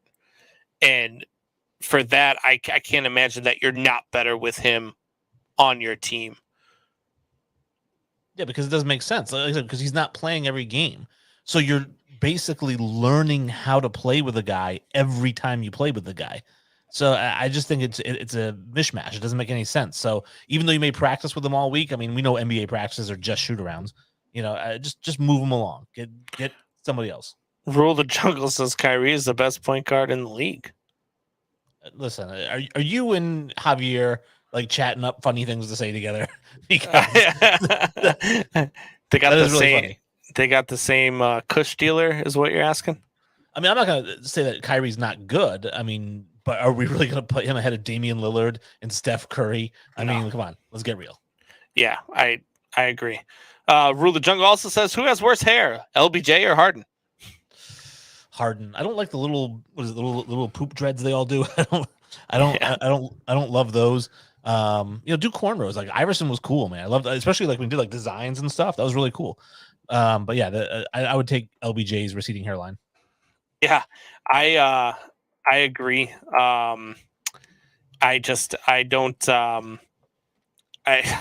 Either one of them, I guess, are really, really bad. I don't really like any of them. And then he comes back and says, "Oh, lost it there." Comes back and says, "Who's better than Kyrie?" We just said Damian Lillard and Steph Curry, and that's just off the top of our heads. Huh? Yeah, I mean, you got Lillard, Curry. Is Luka a point guard? He's kind of a point forward like LeBron, so I wouldn't count him. Okay, Trae Young is another one that comes to the line. Yeah. Hell, even right now, I'd still take Chris Paul over Irving. I'd take him because he's a better leader and he's not a head case, but talent-wise, Kyrie's probably better. Okay. All right. So, moving on, we've got 2 years since we lost Kobe Bryant in that helicopter crash where him and his daughter, Gigi, just, obviously lost their lives. 7 other people lost their lives in that helicopter crash as well. Tough time for all of the families involved. But Kobe Bryant was just a phenomenal athlete. And he was one of those guys who, to me, he's closer to Michael Jordan than LeBron James is to Michael Jordan. And I've said that a lot. I've always said that argument when people ask me, about LeBron versus Jordan, that whole thing. And not only that, but he was a fun guy to listen to on the mic. When he was in interviews, he was just one of those guys who you just genuinely could like because of who he was. So I know you were about as big of a Kobe fan as I've ever met. Kobe Bryant's your favorite player of all time. Is that correct? Yep. Yeah. When I got the news, I felt sick to my stomach, and I felt like I was in a daze. Like I felt like I was in like a bad dream. It didn't seem real. I know it sounds weird. People talk about like when celebrities die and people who didn't know them. I mean, I felt like I had lost a family member. Yeah, and you know what? It was.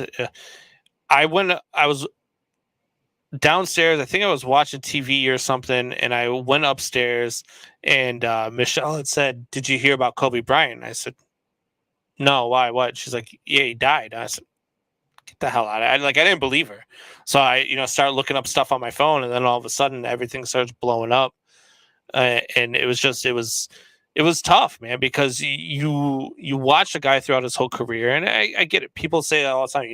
You lose actors, you lose singers, you lose athletes, and people find it weird that fans can take it personally.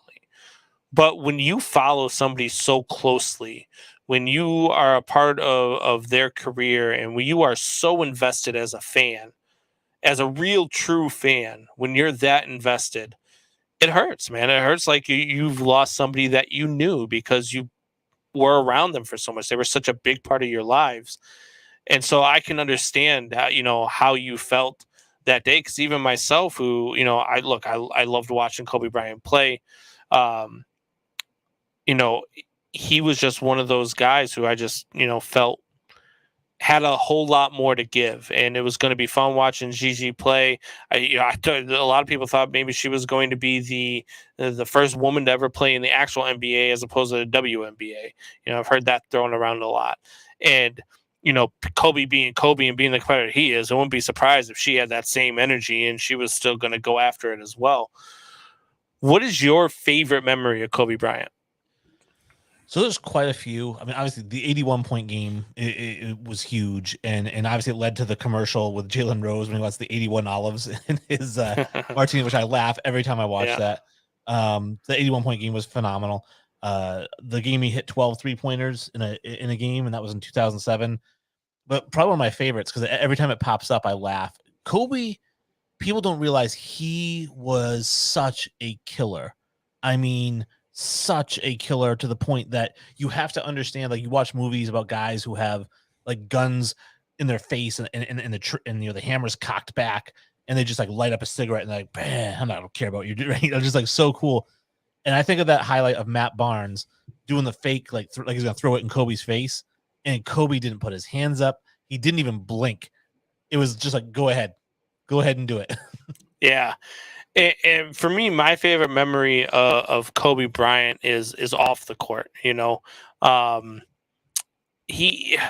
was just one of those guys who I felt like could have been a life coach, right? Because he was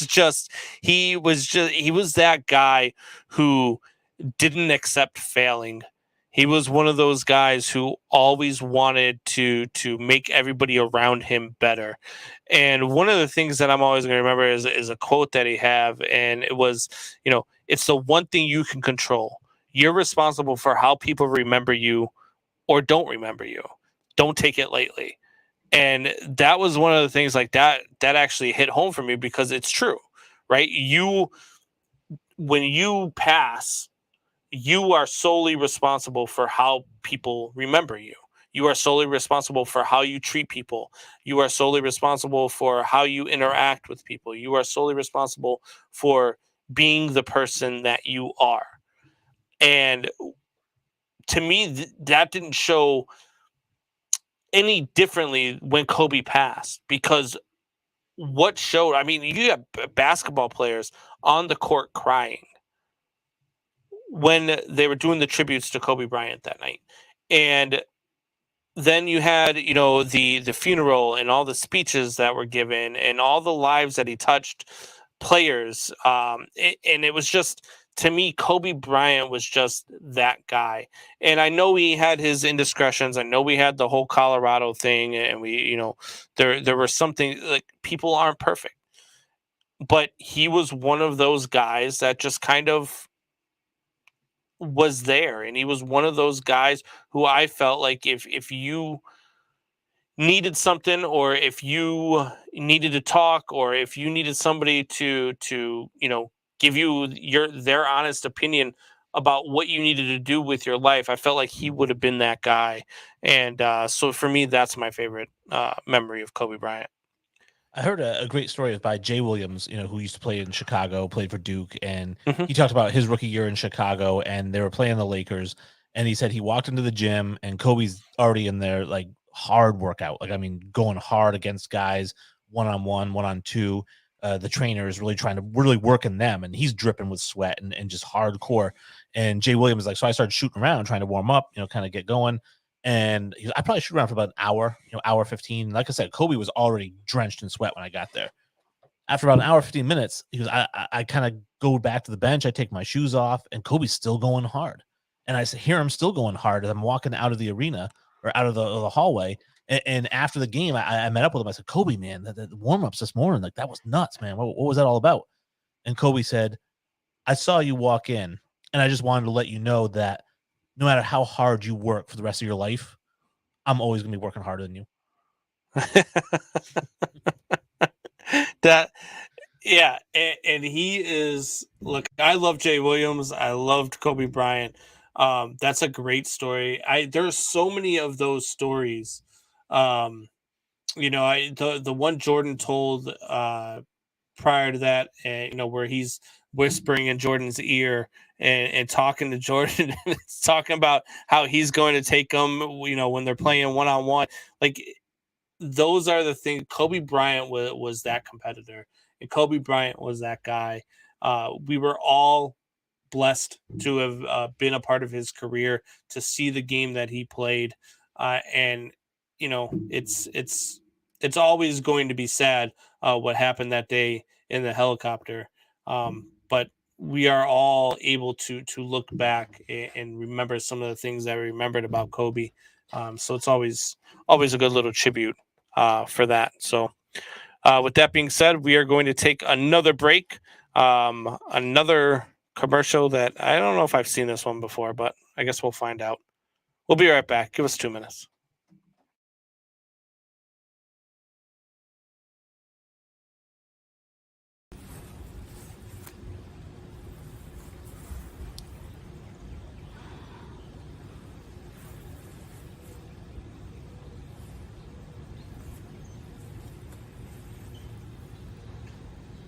manhourradio.com.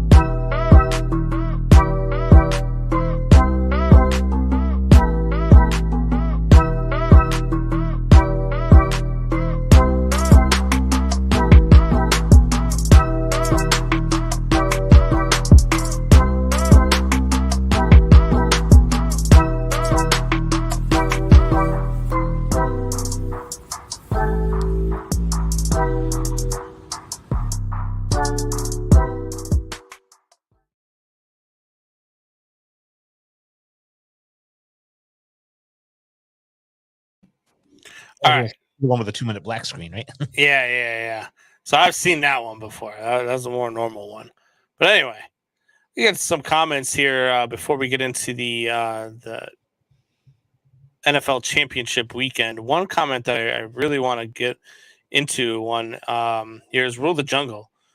Kobe is a fun guy, a great leader, but isn't a top player. So sometimes I feel like, because I know Rule the Jungle and Buck are friends. I guess they played football together or whatnot. I didn't know they had the same crazy takes. Because how on God's green earth do you think Kobe Bryant wasn't a top player? I mean, I don't know. I want to know, what do you consider to be a top player? Like, what is the criteria, and how many of them do you think there are? Because if you're like, oh no, there's only one top player. Okay, yeah, then he's not the top player. But like, to me, he's my 5th best player of all time. If you wanted to bump him down to 6th and give that spot to Tim Duncan, I'd be okay with that. And even if you wanted to move Bird and Magic a little bit ahead of him, fine. But he's a top 10 player. So what do you mean by he's not a top player? Like, a top what? Yeah, I don't get that. Again, like you said, I mean, if you're talking about is he the greatest player of all time? No. To me, I have him 3rd on my list. And I know a lot of people, even yourself, who's a Kobe guy, think that's high for Kobe, but that's where I have him. And so I don't know. I don't know how you could not think that Kobe is a top player all time.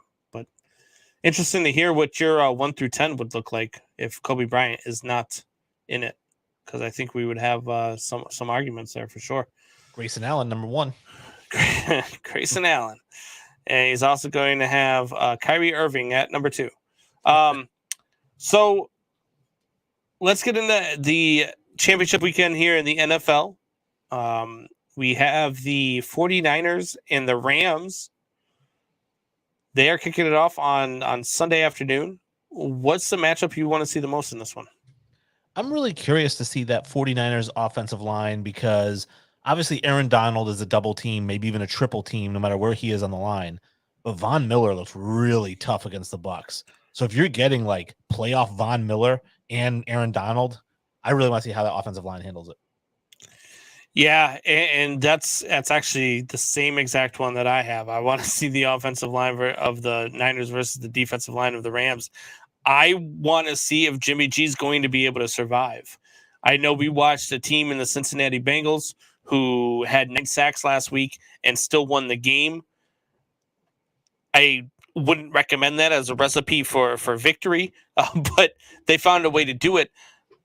I want to know if we're not going to see Trey Lance before the end of this game because Jimmy G playing with a sore shoulder, a sore thumb, playing against Von Miller and Aaron Donald and this Rams defensive line. I mean, good luck. I'm interested to see how that one plays out. What are your Rams' key to victory? They've got to protect Matt Stafford because here's the deal. And the reality of it is this. Yes, the Rams defense is crazy. The 49ers front 7 is better than the Rams front 7. We're talking Bosa, DeForest Buckner, Fred Warner, right? This front 7 is legit nightmares. And so the key for the Rams is protecting Matt Stafford because I think that 49ers defensive line is going to get after him more than the Rams defensive line is going to get after Jimmy. Wow, that is to me that's kind of a hot take. Look, for one, Bosa is also playing injured. I mean, Bosa has been shaken up the last 2 weeks. God, if you're asking me to put the front 7 up, there's no way I'd have them ahead of the Rams. So that's interesting to me. For me, the Rams' key to victory is going to be Matt Stafford. Matt Stafford needs to come out and play clean football. Don't turn the ball over. Hit a couple of big shots downfield. I think that this 49ers defense is susceptible to that.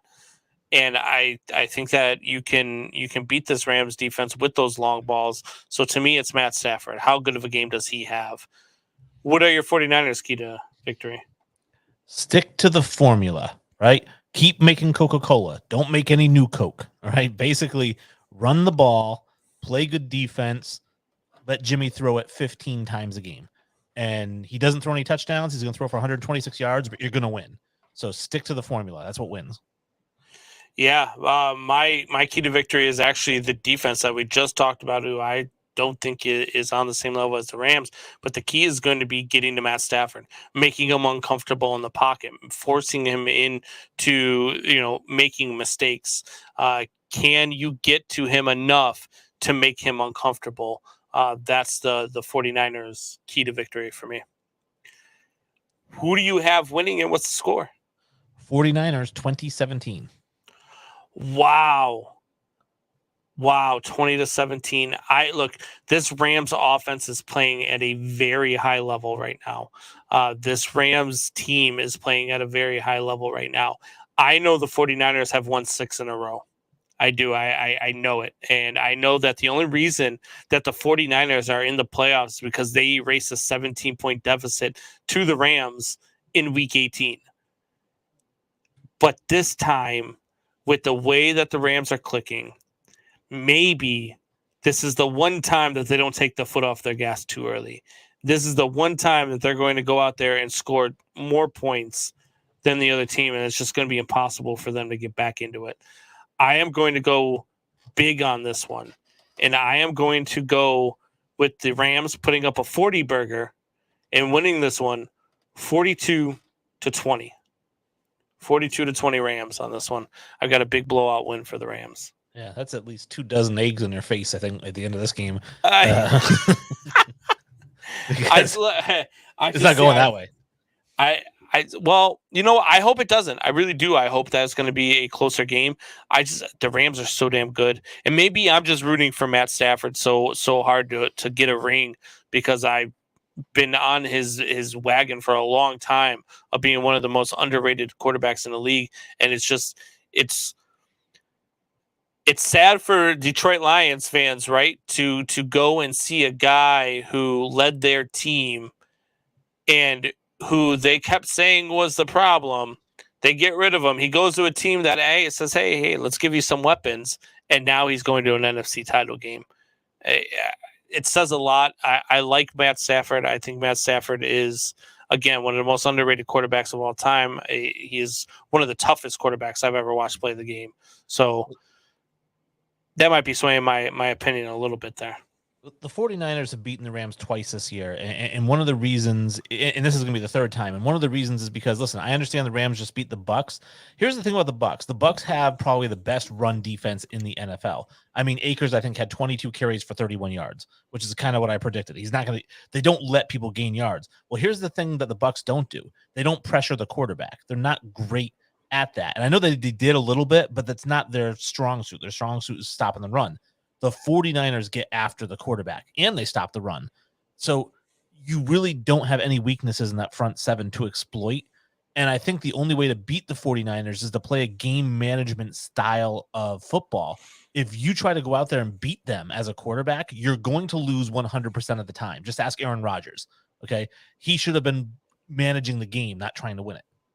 Well, here's something that the Rams didn't have in the first two games, and that's Cam Akers. I know Cam Akers played in the Week 18 game, but he was just coming off of the injury that was supposed to have kept him out the entire season. But he came back and he knew he wanted to salvage a season.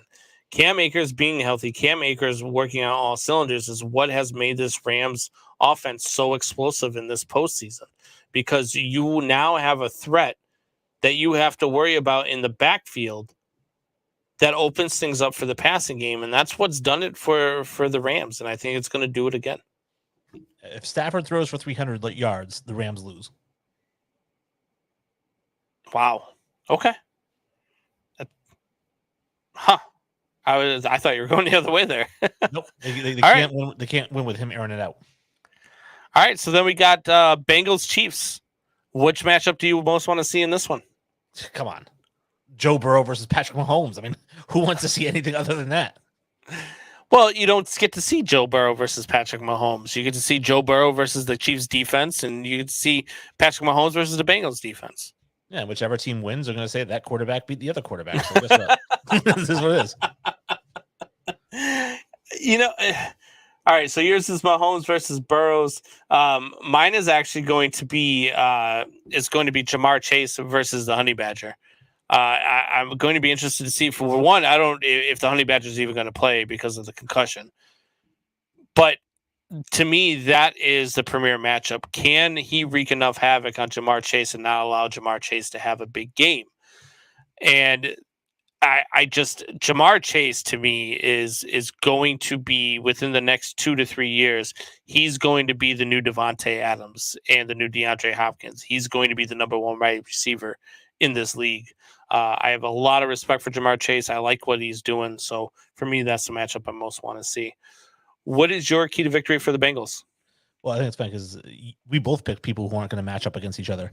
My key for the Bengals is use the whole clock. Don't leave 13 seconds on the clock.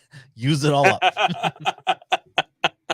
Yeah, that's not a bad one. It's not a bad one at all. My key to victory for the Bengals is going to be their defense. How do they perform against a very explosive Chiefs offense, an offense that seems to just have found it at the right time? And how do they slow them down? They did it earlier in the season. They beat the Chiefs earlier in the season. Can they do it again?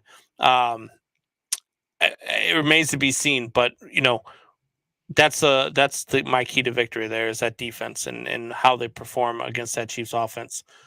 What is your Chiefs key to victory? Don't panic with all that time in the pocket.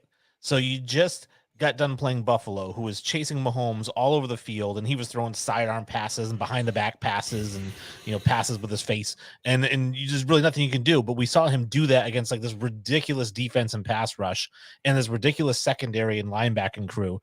You're gonna have all the time in the world against the Bengals because they do not get after the quarterback. Don't freak out. Take the time. Make the right read. Don't feel like you have to rush. Yeah, my key to victory for the Chiefs is don't look past the Cincinnati Bengals. That's all you have to do. Don't take them lightly. Don't take them for granted. Don't play down to your competition. And you're going to be fine. You're going to win the game. That's my key to victory for the Kansas City Chiefs. Pretty simple. Yeah. Who wins this game and what's the score? Chiefs 37-20. Ooh.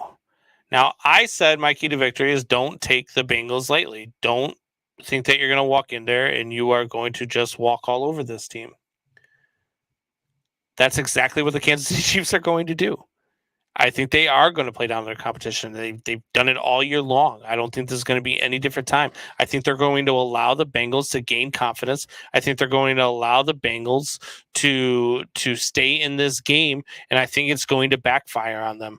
I think the Cincinnati Bengals are going to the Super Bowl, and I've got the Cincinnati Bengals winning this one by the same score that they won it in the regular season, 34-31.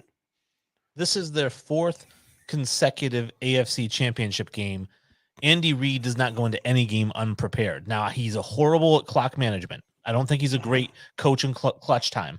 However, when it comes to team preparedness, there's no way Kansas City goes into this taking it lightly. No way. Why were the Cincinnati Bengals able to beat them in the regular season? I would have to review the tape of that one game. Because the Kansas City Chiefs allowed the Bengals to stay close. The Kansas City Chiefs gave the Cincinnati Bengals reason to believe that they could compete with them.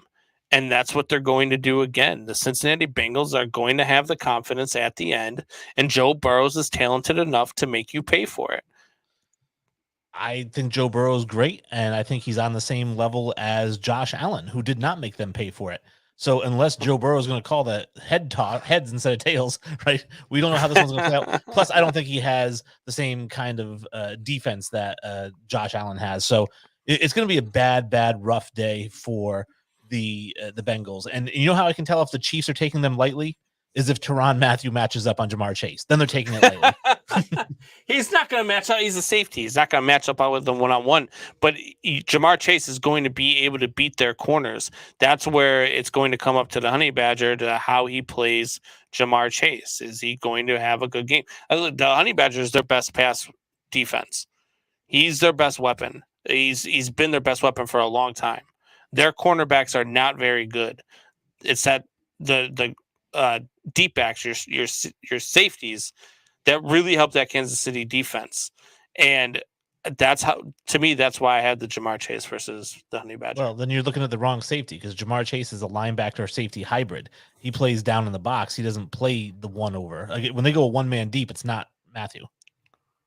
Right. But he's the one that is going to go up, and he's the one that is going to play on Jamar Chase. He's going to be helping with the double team. Okay. I would be surprised if he makes any tackles or plays on the ball directed at Jamar Chase in this game. All right. We're going to find out. Okay. All right. So that is all the time that we have for now. Wayne, why don't you tell the people where you're from? I am actually from a nice little podcast called the Recasted Podcast, or Recasted 2.0. And what we do is we take movies that are at least 20 years old. We recast them with modern day actors and actresses. And it's fun. We just did Indiana Jones. That'll be up soon. Our most recently published episode was Ocean's 11. I had Bradley Cooper as Danny Ocean. In case you guys are curious, you can see that you can listen to the whole cast on Good Pods. That's where I really promote people. Go to Good Pods. You can rate every individual episode. You can interact with the show. You can comment on every single show. So definitely use Good Pods. I mean, if you want to use Spotify or Apple too, you can. I mean, I'm not going to stop you, but Good Pods is the way to go. I'm a Spotify guy. I like Spotify. I use it for some of my stuff, but not a whole lot of it. Good Pods, I do use a lot. We're on Good Pods as well. So it's good stuff. You guys check it out. If you have not definitely check it out. Make sure you like the Recasted podcast while you're on there, and check them out. These guys do good stuff over there. Good work. Wayne, as always, man, it's been a pleasure. Thanks for joining. Man Hour Nation, rise up.